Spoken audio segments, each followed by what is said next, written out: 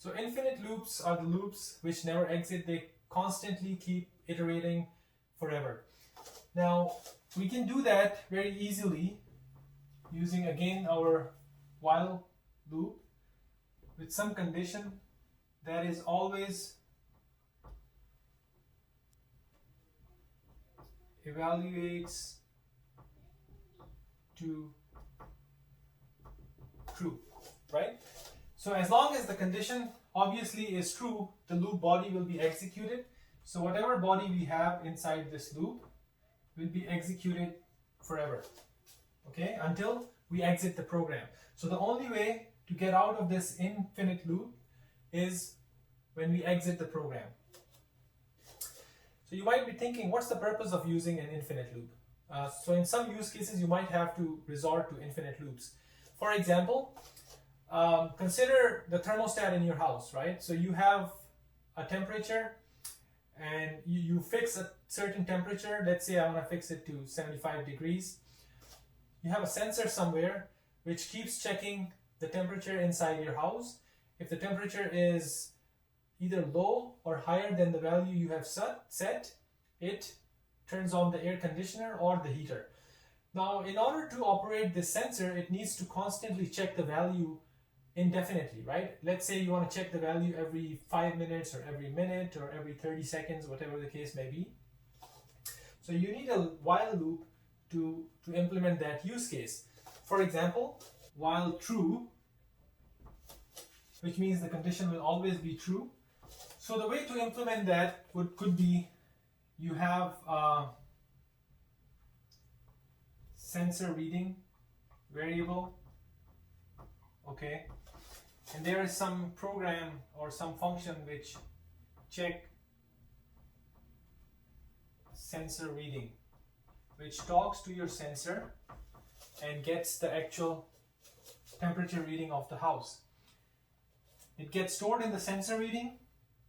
Then you go ahead and check if sensor reading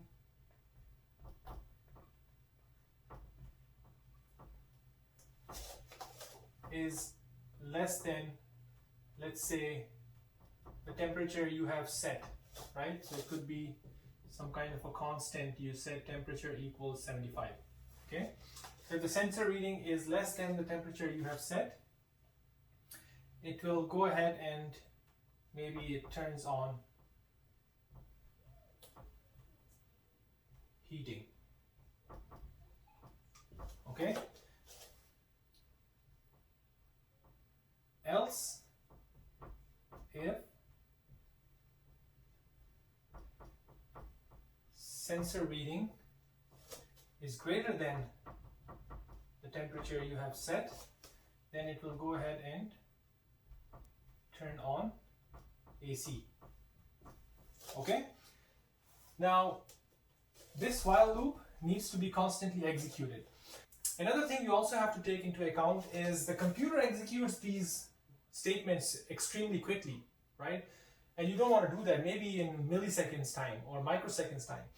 So you have to put some kind of a statement, some sleep statement here. Sleep for, let's say, 1 minute, right?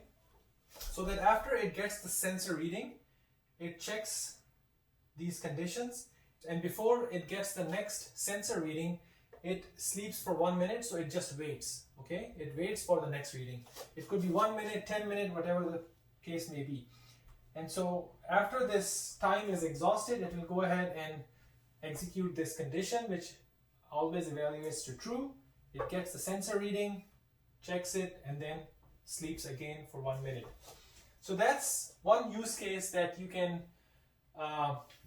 implement using the infinite loops. But there could be other use cases. There are not a whole lot compared to using the definite loops or indefinite loops.